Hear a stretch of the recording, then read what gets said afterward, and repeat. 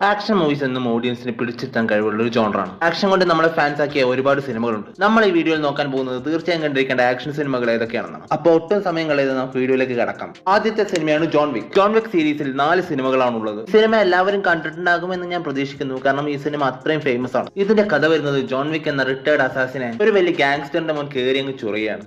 John വിക്കിന് കുറച്ച് valuable ആയിട്ടുള്ള കാര്യങ്ങൾ അവൻ നശിപ്പിക്കുകയും ചെയ്യും. പിന്നീട് അങ്ങോട്ട് നടക്കുന്നതൊക്കെ വേറെ ലെവൽ സംഭവങ്ങളാണ്. ജോൺ വിക് ഇതിന്റെ പേര് റിവെഞ്ച് എടുക്കാൻ പോകുന്നതും പിന്നീട് അയാളുടെ ജീവിതത്തിൽ സംഭവിക്കുന്ന കുറച്ച് കാര്യങ്ങളാണ് ഈ സിനിമയിൽ നമ്മൾ പ്രധാനമായിട്ടും കാണുന്നത്. ഹാൻഡ് ടു ഹാൻഡ് കോംബാറ്റ്സ്, നല്ല ഗൺ ഫൈറ്റ്സ്, നല്ല കിടിലൻ ചേസ് സീൻസ്, അങ്ങനെ ഈ സിനിമയിൽ ഇല്ലാത്ത ഒന്നുമില്ല. കീനു റീവ്സിന്റെ one of the legendary character കൂടിയാണ് ജോൺ വിക്. ജോൺ വിക് സീരീസുമായി കണക്ട് ആയിട്ടുള്ള സ്പിൻ ഓഫ് സിനിമ ബെല്ലറീന നല്ലൊരു കിടിലൻ ആക്ഷൻ സിനിമയാണ്. പേഴ്സണലി എനിക്ക് വളരെയധികം ഇഷ്ടപ്പെട്ടു, പക്ഷേ അത് ഇഷ്ടപ്പെടാത്തവരാണ് കൂടുതൽ. രണ്ടാമത്തെ സിനിമയാണ് റെയ്ഡ്. ഇതൊരു ഇന്തോനേഷ്യൻ സിനിമയാണ്. ഈ സിനിമയുടെ പ്ലോട്ട്, ഒരു റെയ്ഡിനിടയിൽ ഒരു സോട്ട് ടീം ഒരു ഗാങ്സ്റ്ററിന്റെ താവളമായിട്ടുള്ള ഒരു ബിൽഡിങ്ങിനകത്ത് കയറുന്നു. ഈ ബിൽഡിംഗിൽ ഈ ഓഫീസേഴ്സ് പെട്ടുപോകുന്നു. ഇതേ സമയം വില്ലൻ ഓഫീസേഴ്സിനെ ആക്രമിക്കുകയും ചെയ്യുന്നു. ഈ ഓഫീസേഴ്സ് അവിടെ നിന്നും രക്ഷപ്പെടാൻ വേണ്ടി ചെയ്യുന്ന കാര്യങ്ങളാണ് സിനിമയിൽ നമ്മൾ കാണുന്നത്. ഈ സിനിമയുടെ വേറൊരു പ്രത്യേകത എന്താന്ന് പറഞ്ഞു കഴിഞ്ഞാൽ, ഈ സിനിമ തുടക്കം മുതൽ അവസാനം വരെ ഫുൾ ആക്ഷൻ ആണ്. ഇപ്പൊ ചുമ്മാ തല്ലുകൊള്ളാൻ വരുന്ന ക്യാരക്ടേഴ്സ് ആണെങ്കിലും അവരടക്കം കിടിലൻ ആക്ഷൻ ആണ്. ഹാൻഡ് ടു ഹാൻഡ് കോംബാറ്റ്സ് ആണ് ഈ സിനിമയിൽ കൂടുതലുള്ളത്. 4 സിനിമകളാണ് ഈ സീരീസിൽ ഉള്ളത്. ഈ സിനിമകളുടെ ഇംഗ്ലീഷ് ഡബും അവൈലബിൾ ആണ്. അടുത്ത സിനിമയാണ് ജോർജ് മില്ലറിന്റെ Mad Max Fury road.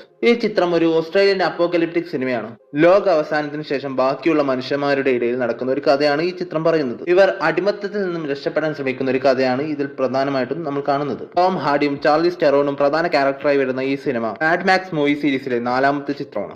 Action, desert, adventure ഇതൊക്കെ കൂടി ഒരിക്കലും ബോറടിപ്പിക്കാത്ത രീതിയിൽ മുന്നോട്ട് പോകുന്ന ഒരു സിനിമയാണ് മാഡ് മാക്സ്. 10 ഓസ്കാർ നോമിനേഷൻ കിട്ടി, അതിൽ നിന്ന് 6 അവാർഡും അടിച്ചെടുത്ത ഒരു ചിത്രം കൂടിയാണിത്. അടുത്ത സിനിമയാണ് ടോം യങ്. ടോണി ജ പ്രധാന ക്യാരക്ടറായി വരുന്ന ഈ തായ് സിനിമയുടെ കഥ എന്താണെന്ന് പറഞ്ഞു കഴിഞ്ഞാൽ, ടോണി ജ തായ്ലൻഡ് രാജാവിന്റെ യുദ്ധത്തിനെ കൊണ്ടുപോകുന്ന ആനകളെ കാലങ്ങളായി നോക്കി പോകുന്ന ഒരു കുടുംബത്തിൽ ഉൾപ്പെടുന്ന ആളാണ്. അങ്ങനെ ടോണി ജ നോക്കുന്ന ഒരു ആന ഒരു ദിവസം മോഷണം പോകുകയും പിന്നീട് ഈ ആനയെ തിരിച്ചു കൊണ്ടുവരാൻ വേണ്ടി ടോണി ജ ചെയ്യുന്ന കാര്യങ്ങളുമാണ് ഈ ചിത്രത്തിൽ നമ്മൾ കാണുന്നത്. ടോണിജയുടെ ആക്ഷൻ സീക്വൻസ് ഒക്കെ വേറെ ലെവലാണ്, ഒരു രക്ഷയില്ല. അതുപോലെ തന്നെ സ്ലോ മോഷൻ സീനുകളൊക്കെ വളരെ നല്ലതാണ്. ആക്ഷന്റെ കൂടെ മൃഗസ്നേഹത്തിന്റെ ഒരു സൈഡ് കൂടി ഈ സിനിമ നമുക്ക് കാണിച്ചിരുന്നു. പിന്നെ ഈ സിനിമയിൽ ടോണിജയുടെ ഫ്രണ്ട് ആയിട്ടുള്ള ഒരു സപ്പോർട്ടിംഗ് ക്യാരക്ടർ ഉണ്ട്. ആ ഒരു ക്യാരക്ടറും അടിപൊളിയായിരുന്നു. അടുത്ത സിനിമയാണ് ഡിസ്ട്രിക്ട് B13. ഒരു ഫ്രഞ്ച് മൂവി ആയിട്ടുള്ള ഡിസ്ട്രിക്ട് B13 പാരീസിൽ ഒരു ബോംബ് ഡിഫ്യൂസ് ചെയ്യാൻ വേണ്ടി ട്രെയിനിങ് നേടിയ ഒരു ഏജന്റും ഒരു കുറ്റവാളിയും ഒരുമിച്ച് ഒരു ഗാങ്ങിനെതിരെ പൊരുതുന്നതാണ്. ശരിക്കും പറഞ്ഞാൽ ഈ സിനിമയുടെ കഥ ആവറേജ് ആണ്, പക്ഷേ ഈ സിനിമയിലെ ആക്ഷൻ, കാരണം ഈ സിനിമയിലെ അധികം ആക്ഷൻ സീക്വൻസും പാർക്രോറൊക്കെ ഉള്ളതാണ്.